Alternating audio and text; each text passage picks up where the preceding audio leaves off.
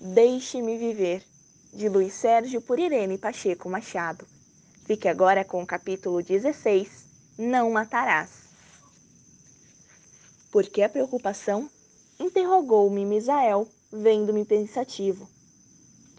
Amigo, estava pensando como os encarnados são injustos. Vivem dizendo que não são ajudados, enquanto a espiritualidade tanto se esforça pela felicidade deles.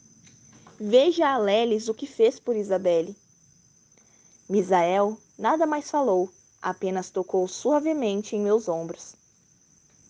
E agora, aonde iremos? Juntar-nos aos outros no auditório da casa espírita. Confesso que me achava muito triste. Não me conformo dessas meninas dormirem hoje com um, amanhã com o outro, sem temer as consequências.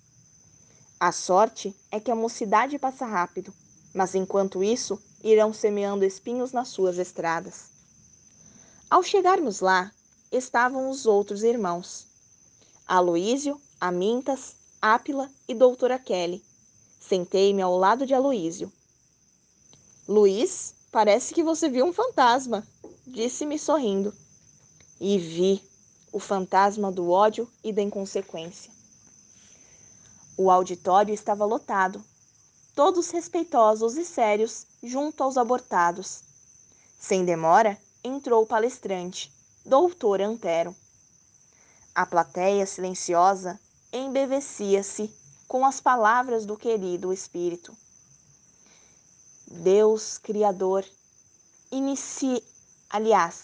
Deus Criador incriado de todo o universo, um dia criou o homem. Todo cuidado foi tomado, e com que carinho o Pai plantou a semente da vida. Recordemos esta bela parábola em Mateus capítulo 21, versículo 33.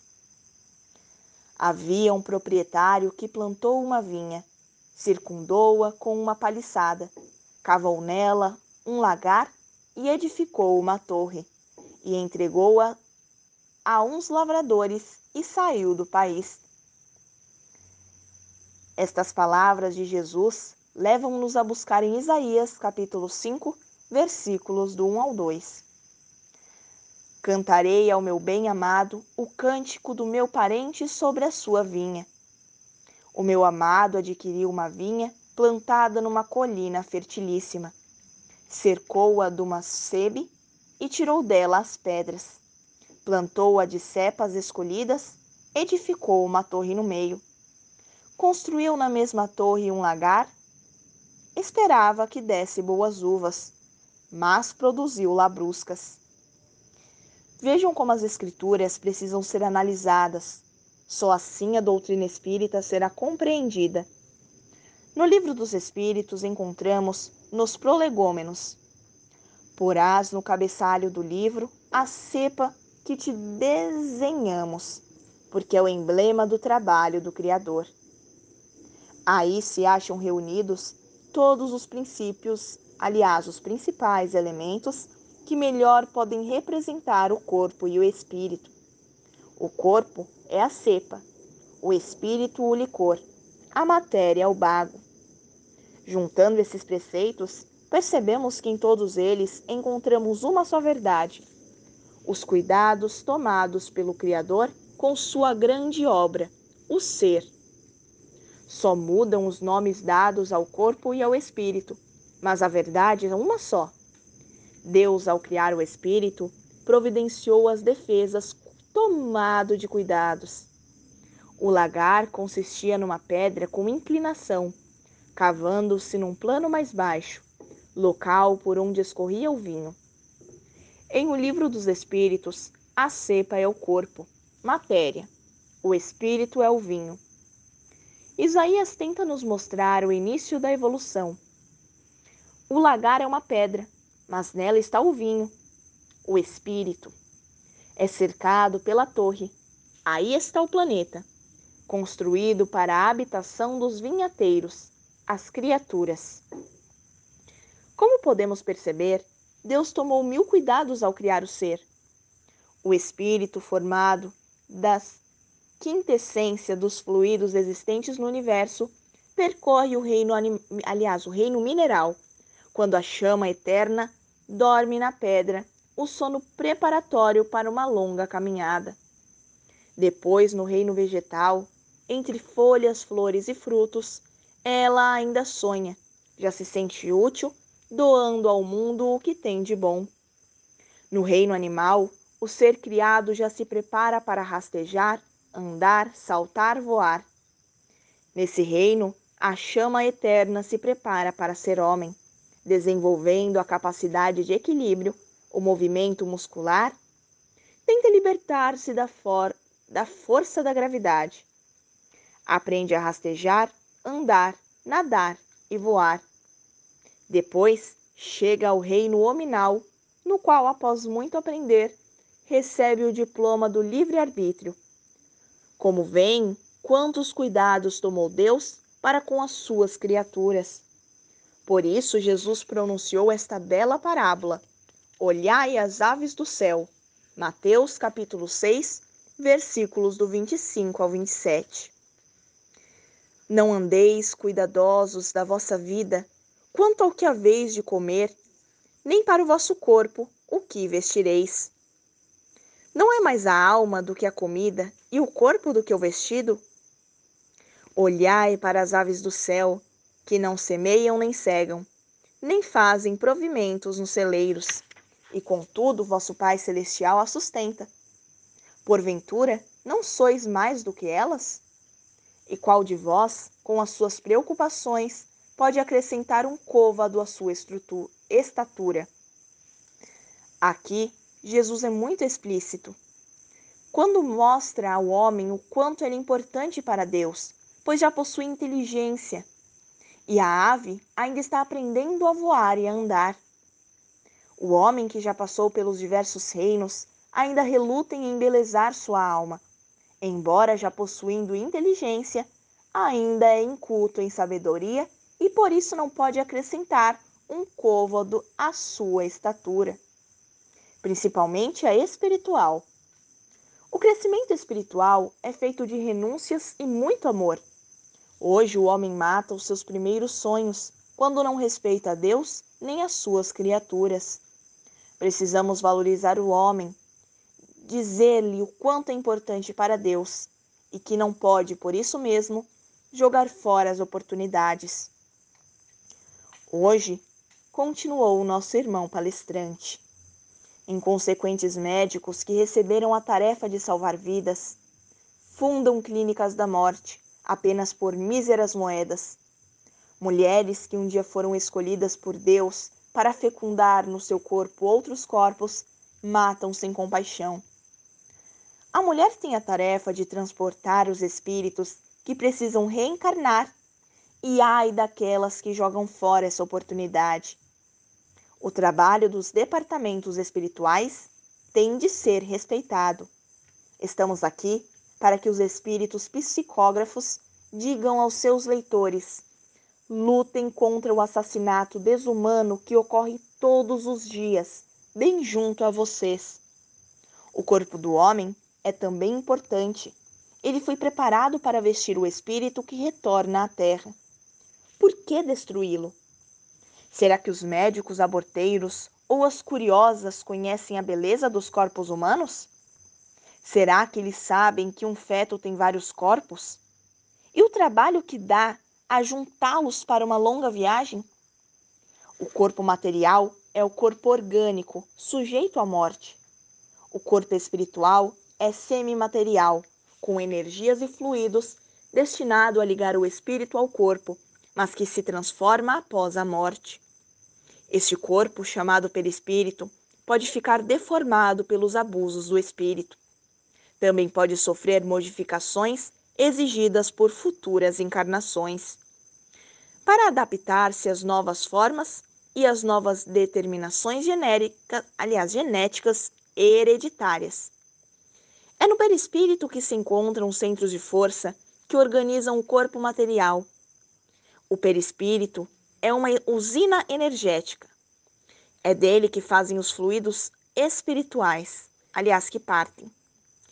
Destruir esses corpos, separando-os através do aborto, é violentar um trabalho divino. é rasgar inúmeras páginas do livro da vida. Se o homem buscar as verdades espirituais, tornar-se-á menos inconsequente. O que se vê hoje em dia é difícil de acreditar. Muitos homens matam, roubam, traem, apenas para servirem a si mesmos. Será que eles ignoram que um dia terão de prestar contas? E ai daqueles que não aproveitarem bem a encarnação. O Senhor tornará a terra para levar consigo os que tiverem permanecido fiéis às leis divinas. E uma delas é: não matarás. Com a liberação do sexo, está se tornando mais difícil a reencarnação. Os casais, distanciados do amor, apenas se juntam para satisfazer o desejo. Desejo este, muitas vezes forjado por estimulantes. Como preparar a descida de um espírito em vasos tão infectados pela falta de moral e de amor? Como fazer germinar em um ventre materno uma semente divina, quando esse ventre está bem longe de ser a manjedoura de Deus? Precisamos orientar as casas espíritas, pedindo aos seus dirigentes que promovam campanhas esclarecedoras sobre o aborto. Queríamos que os encarnados soubessem, prosseguiu, que a conjugação entre os corpos espiritual e físico não se faz ao acaso, depende de um trabalho imenso, ainda desconhecido pelos homens. Não adianta algumas mulheres gritarem que são donas do seu corpo. Nenhum espírito é ligado a uma mulher sem uma atração específica. Não podemos esquecer que o espírito reencarnante sofre várias alterações, não somente na sua organização perispiritual, como no seu espírito. Para retornar o espírito à carne, seu corpo perispiritual sofre um processo de redução, de concentração, para um perfeito encolhimento. Isso tudo ocorre não por acaso, mas obedecendo a leis. O ser formado jamais estaria alojado no ventre materno em consequência de um acaso biológico, e muito menos o seu polo sexual. O espírito é o soberano que precisa reinar no útero 9 meses, onde aproveita os potenciais genéticos dos pais, porém, ele é o grande rei.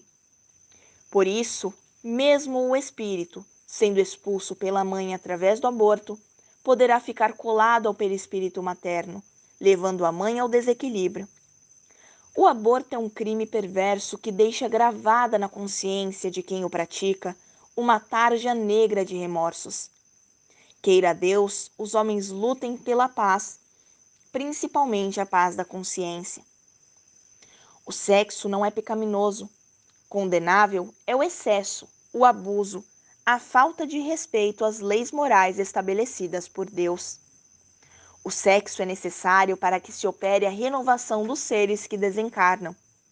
Mas brincar com ele é como colocar uma arma em mãos infantis. Sérias consequências advirão. Oramos para que o homem, principalmente a laboriosa classe médica, se levante em defesa dos inocentes, para que seus corpos não mais enfeitem as cestas de lixo. Ninguém recebe uma tarefa para jogá-la fora. Lembremos-nos disso. Que Deus nos ampare nesta missão de amor e luta. Felicidades.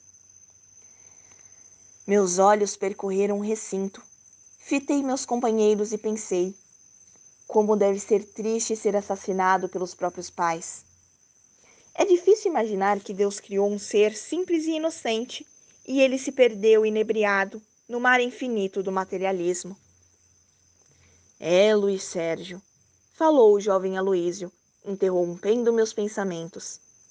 Hoje o que mais se vê são homens duros e maus, que parecem inclinados só a matar. Às vezes, observo o trânsito, as pessoas, como se enlouquecidas ao volante. Não dirigem o carro, este é que as domina. Manobram perigosamente, xingam, ultrapassam no momento errado, enfim. Ninguém é irmão no trânsito, é a lei da vantagem e do grito. Concordei com o que dizia e depois indaguei. Como foi o seu desencarne? Ele sorriu. Não foi no trânsito, não. Desencarnei em um desastre de avião. Calei-me. Entendi que não desejava recordar, e para mim, amigo é um relicário, cuja chave se chama respeito. Compreendendo meu silêncio, Ápila falou: Ainda bem que sou seu amigo. Mas o que achou da palestra, Luiz Sérgio? Muito boa, boa até demais. Não mereço tanto. Olha a falta de humildade. Dizem sempre os mentores: aquele que proclama humildade é porque o orgulho mora no seu coração. Sorrimos. Amintas aduziu com grande propriedade. Comovemo-nos diante de grandes tragédias, assassinatos, conflitos, assaltos, sequestros. Todavia, um crime desumano existe: o aborto, porque é praticado no silêncio de um lar. No mais das vezes, é de dentro dele que parte a ideia do crime, a inocentes seres cujos braços frágeis não podem defender-se. Eles ainda não falam, não gritam, apenas sofrem. Ainda mais porque quem os mata são sempre os que deveriam amá-los: seus pais, sua família. É mesmo, amigo, onde andam os defensores dos direitos humanos? O Brasil logo será reconhecido como campeão mundial do aborto. E quem vai levantar a taça covarde e suja de sangue? O povo brasileiro, respondeu doutora Kelly. Que assim seja, graças a Deus.